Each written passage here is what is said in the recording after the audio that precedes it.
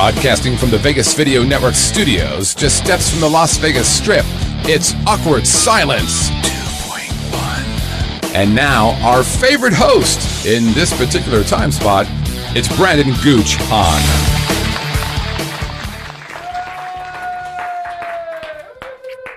Hello, everyone.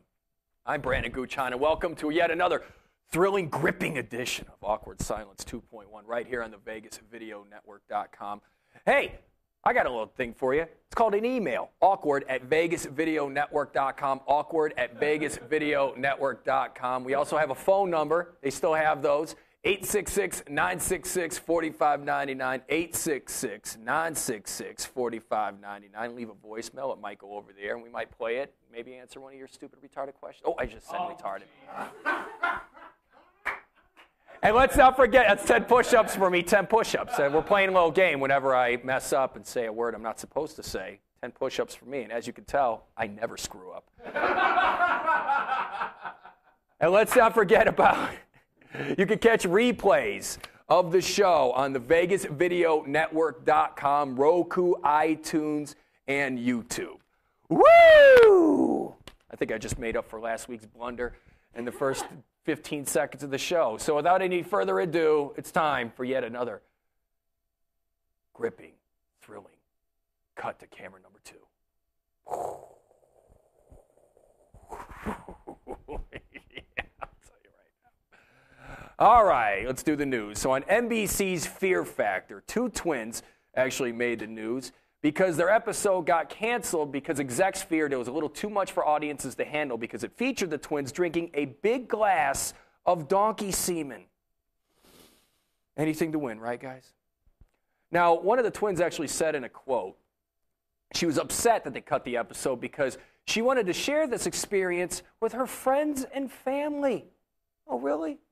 I'm sure that's exactly what every parent was hoping to see. That's every father's dream, right? I mean, first you raise your little girl, you teach her how to walk, and then you walk her down the aisle, and the next thing you know, she's drinking a giant glass of jackass jizz on national television. Oh, they grow up so fast.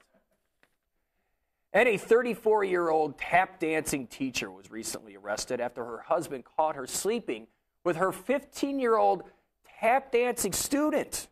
Way to go, kiddo. Way to get in that teacher's vagina. Way to dance the old soft shoe, I like to say. If Sammy Davis Jr. were alive today, I swear to you, the Candyman would give you his glass eye. Now, I got to tell you, if I were married and my cheating whore wife decided to cheat on me with a 15-year-old kid, I'd be upset, but I'd be a lot more happy if she cheated on him instead with somebody that's of age, because if she cheats on me with somebody that's of age, what's going to happen to her?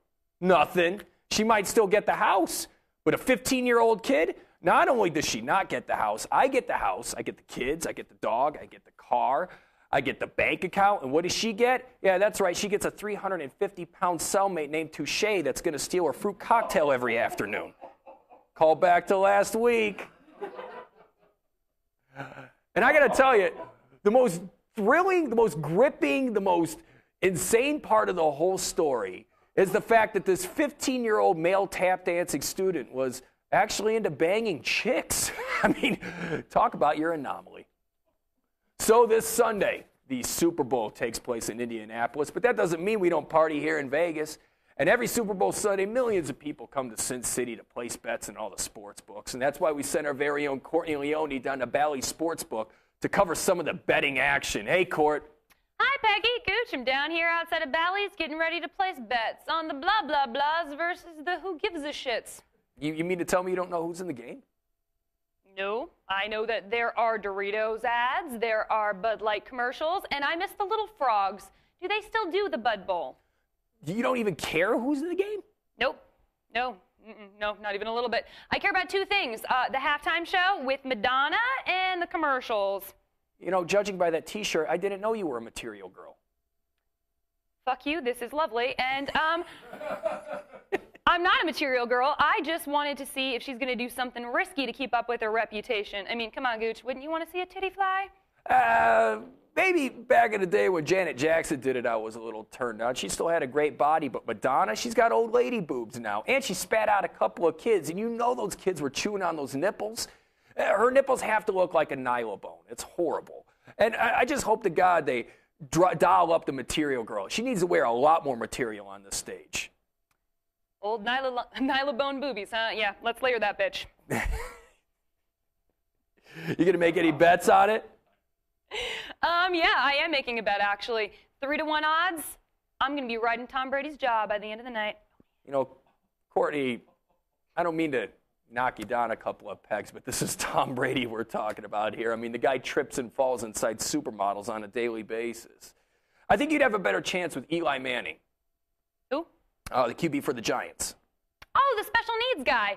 No, not really my style, but I bet with that window-licking strength, he can really throw some good home runs. Courtney Leone, everyone.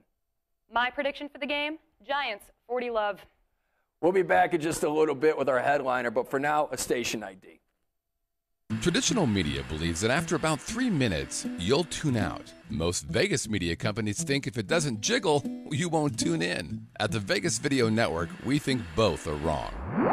The Vegas Video Network is the first and only live online broadcast network that specializes in insider news and expert views about Vegas. We combine great storytelling with the ability to watch when and where you want on your computer, mobile device, or television. Discover the real Las Vegas. Visit VegasVideoNetwork.com.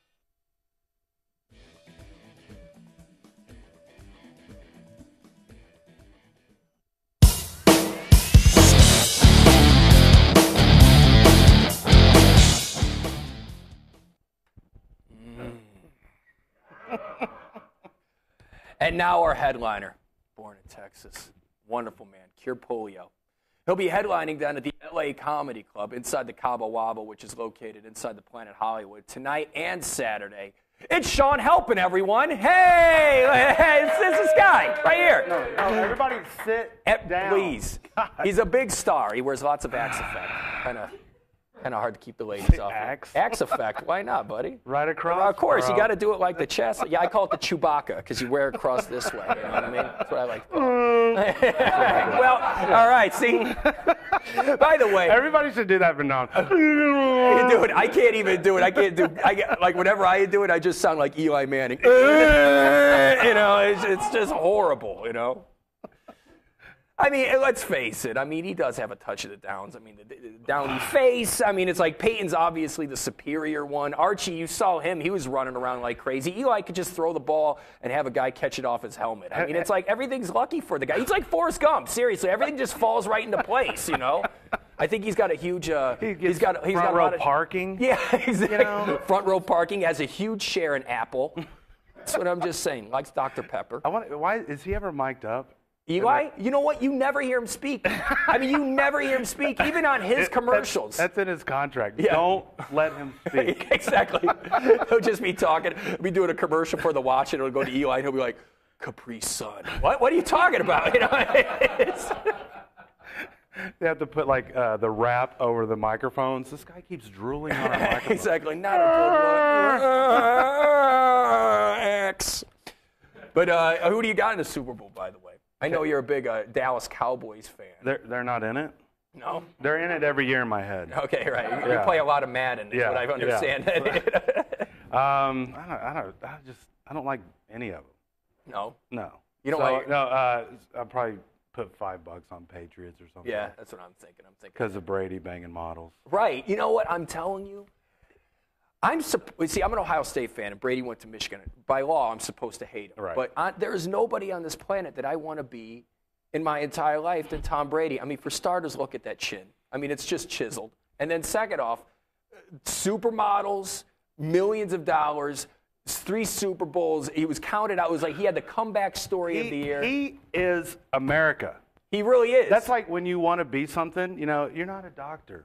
You don't want to be a football player. You want to be Tom Brady. Yeah, exactly. You know what I mean? Like, who wants to be like, yeah, exactly. Can you name a doctor off the top of your head? And don't say Doogie House. Seuss. Yeah, that's the only other Is he still practicing? I don't know.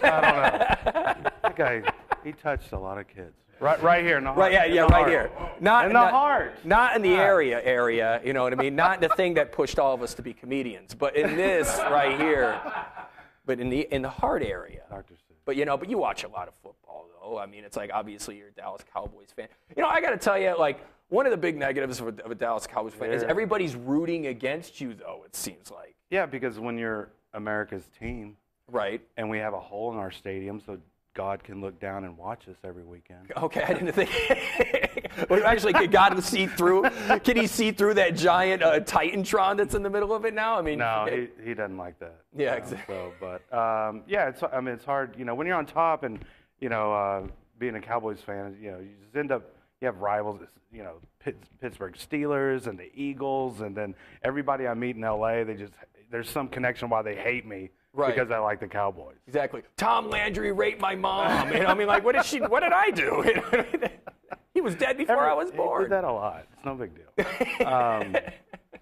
No, but yeah, I mean, I'll watch. Super Bowl's fun. You just get a lot of people at your house, nowhere to sit.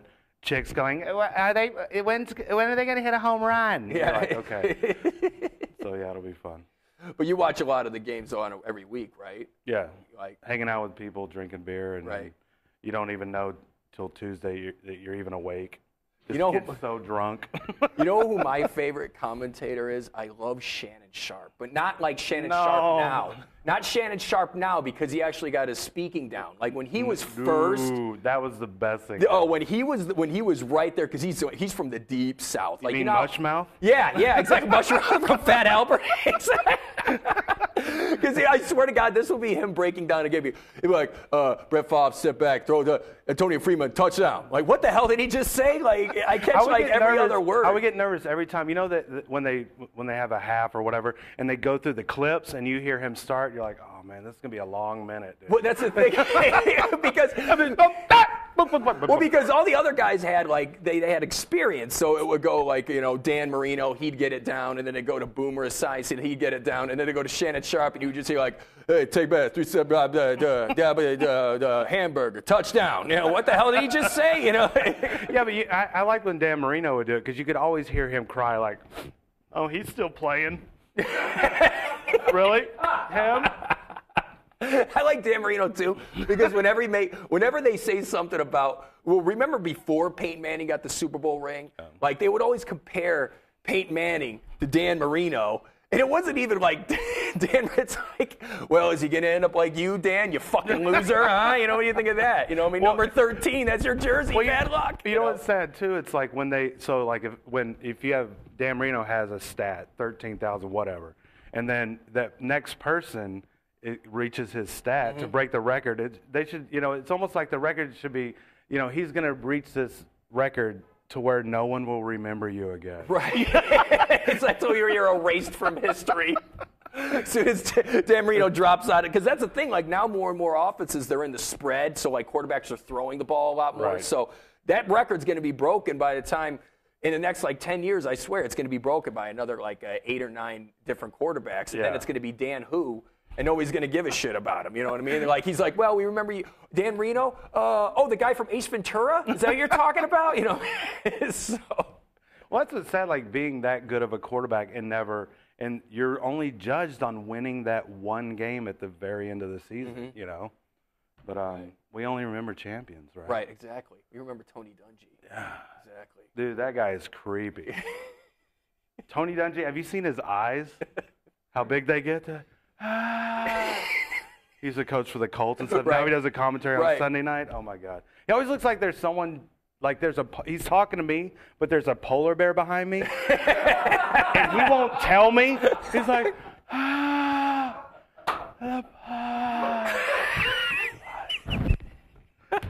guy is creepy. I mean, he has longer pauses than Obama. He's like. Football. He's like, come on, teleprompter, and go. So, speaking of that, we're just talking about more competition, the Republican National Debate, which is just utterly hilarious. I laugh every single time, and my favorite thing is they always try and push the abortion thing. You know what I mean? And then they'll talk about jobs. Don't we all, right? No, sorry, guys. Sorry. Exactly. Well, I'll pay for half. But I mean, it goes. But they always start talking about the abortion thing, and then they'll follow it up with jobs. Like right after that. So it's like, hey, you know what? We don't want abortions. It's so bad. No, pro-life, pro-life, pro-life. But we got to create jobs. Well, I'm here to tell you, if abortions were illegal 20 years ago, we'd have a lot more jobs. So, I mean, it's like it ties in together. Let's build up this economy with some coat hangers. Well, aren't That was too far. Sorry, too far. Sorry. But aren't they saying that the job rate's at the lowest right now? It's like, yeah. But I just think that like with the media and stuff, like I don't think the economy's gone up and down, but it hadn't changed personally for me. Right. So it's like I'm still as broke as I was. Well, we knew that. We knew that judging by your attire. Hey, this is my dress-up wear. This is real Converse. God, hey, get a load of that. Down. Hey, come on, come on the show. Marshalls have a sale. Target. Thank you very much. Marshalls, come on. Look at these shoes. Look how dirty they are. You're wearing shoes? Yes. That's how I get to work, buddy. Like, oh. These are my car. Right there. That's how I roll. So you've actually got a lot of fun stories. I mean, you started out, like I said, in Texas, and you've toured all over the South. And you've done a couple of shows with guys like Doug Stanhope, which is always a delight. Well, it's cool when you start out in comedy and then you start working with these people that you're like huge fans of, you know. And then, like I said, I went and saw Andrew Dice Clay last night, and just seeing someone that you really looked up to. By the way, Ben on Awkward Silence 2.1. Just want to throw that out there. Anyway. But yeah, it was like. I really looked up to Stanhope and stuff, and I got a chance. I went to Shreveport, Louisiana, the Funny Bone, just like redneck heaven, Name dropper. I was in Shreveport. It was a Wednesday. But it was funny because I went down there to work with a friend, and I was doing some jokes, and no one was laughing. It was just kind of like, I guess edgy or, just saying what I wanted to say. And I was, when you get to a point where the crowd's not going to like it, so you just do it for you. But I kept hearing this one guy in the back go, and he was laughing. I was like, that's a weird guy. So after the show, it was Stanhope. And, it was Stanhope laughing at you? Yeah. Oh, that's cool. And so I thought that was cool. So somehow happened, my friend couldn't work the week, and he's like, hey, do you want to stay and work the week? And I'm like, yeah, this is awesome. First road gig, I'm just excited. And then you got paid a whopping $50. Yeah, I was like, I think I owed them money leaving, So we did the week, and we were hanging out, and it was funny because this girl came up to us after the show, and Stanhope had done Girls Gone Wild for a lot, a couple of years, I guess. And she goes, I want one of them Girls Gone Wild T-shirts. And he goes, well, I don't really, I do it. I don't really do it anymore, but it's under contract that I have to see your vagina to get a T-shirt. And she's like, oh, man, are you serious?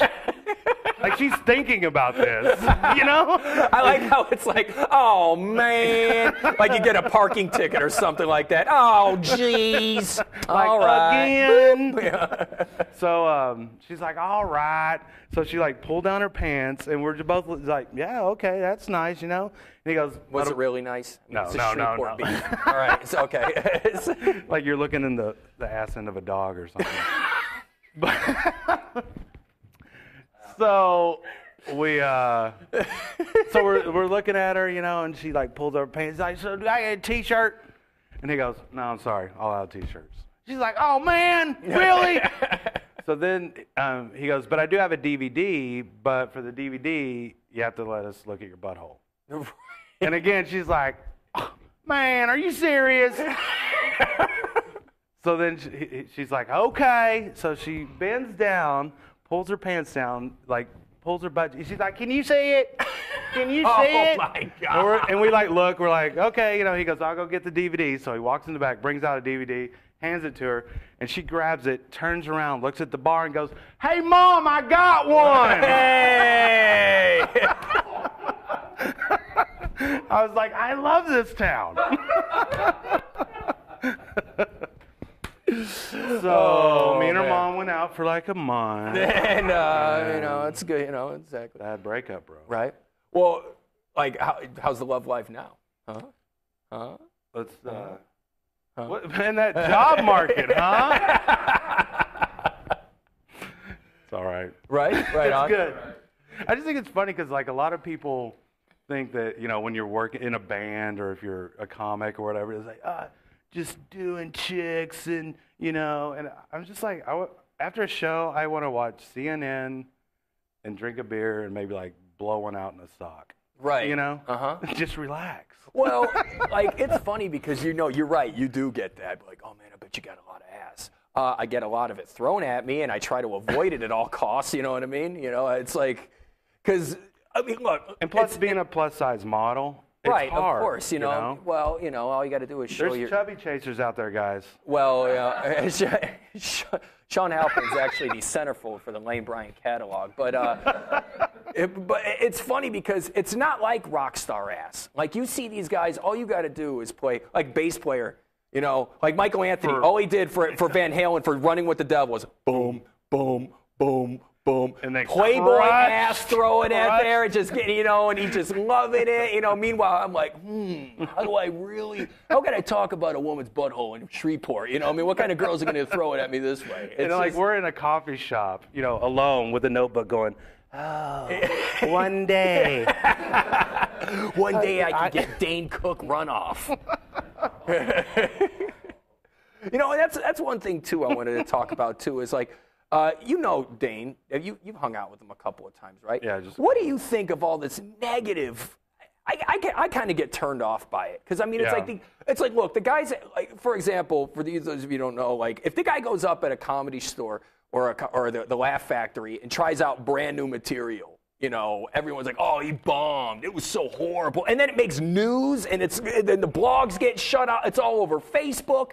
And it's like the guy's trying out brand new jokes that he's never tried before, and these people are just ripping him apart. Well, but you go, like, he goes there, that's his house. Mm-hmm. You know, he goes there to practice, you go there to, you know, it's like, you know, a band rehearsing somewhere, you know, and a lot of people hate on Dane Cook and Larry the Cable Guy and stuff, but it's like, they got there. Mm-hmm. And you have to, you know, I think being young, you know, or you might be like a young comic going and not really understanding what it takes to get where they're at, and you kind of crap on them because it's easy, you know. Right. But it's like the stuff that they had to go through to get where they're at. It's like, man, it's like, you know, when like you got to watch what you wish for, you know, because it's like fame's a bitch.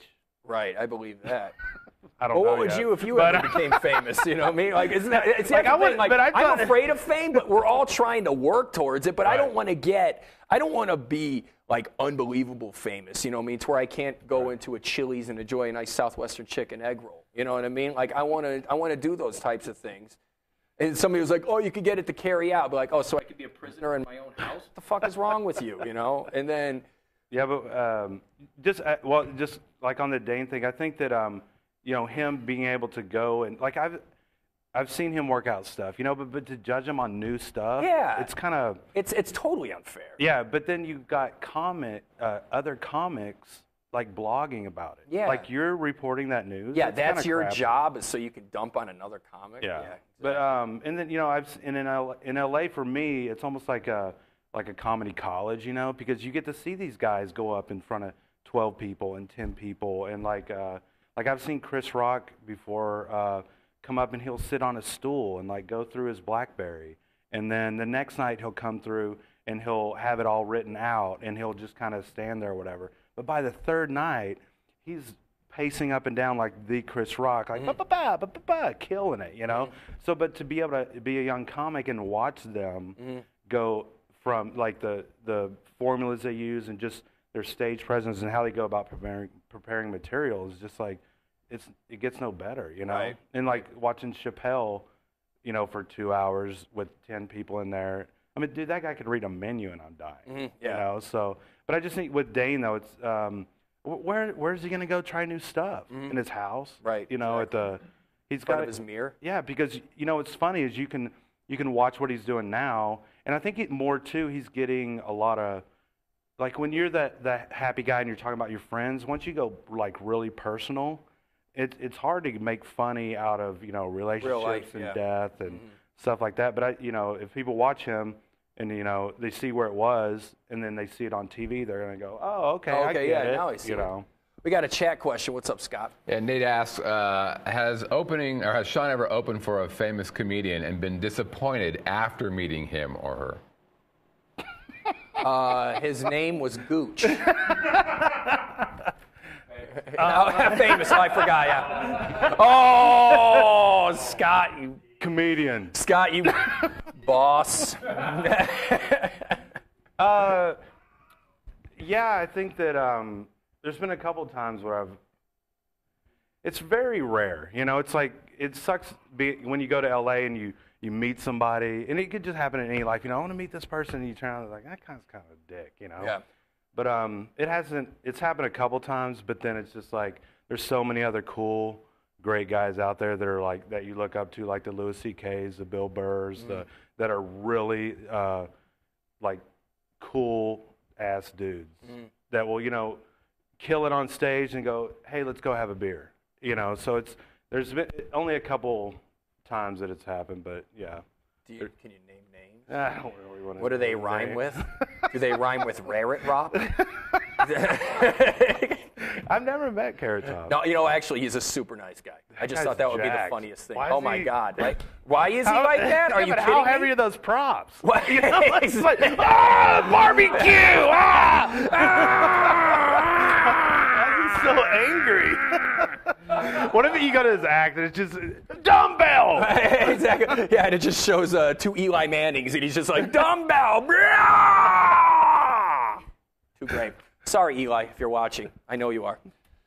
But but I remember I met him one time, and he was just a super cool guy. But we were at this open mic, and he actually came in and watched me and stuff. And I remember I was making fun of him because I said something. I go, Carrot Top, I make $40,000 a year. You pull that kind of cash, Carrot Top, and he's, you know, just like make it, you know, obviously the guy pulls hundreds of thousands in a month, but yeah. He's like, I made it now, yeah, exactly. and now, and now, and now, and I think I'm gonna bang your mom to prove a point and cue her up, you know. But the thing is, though, is the funniest thing about it is after I get off stage.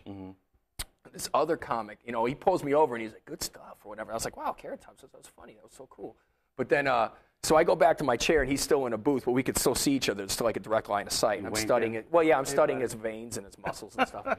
But this guy goes up on stage and starts doing prop comedy, right? And I swear to God, Carrot Top looks over at me. He goes, it's like, yeah, but how nerve-wracking would it have been to know that you're a prop comic and then you're going up in front of the king of all prop comics. Well, what if you're a magic act? You know how like sometimes they'll mix magic with comedy, you know, and then, you know, David Copperfield walks in. He'd be like, you know, shuffling his cards all nervous.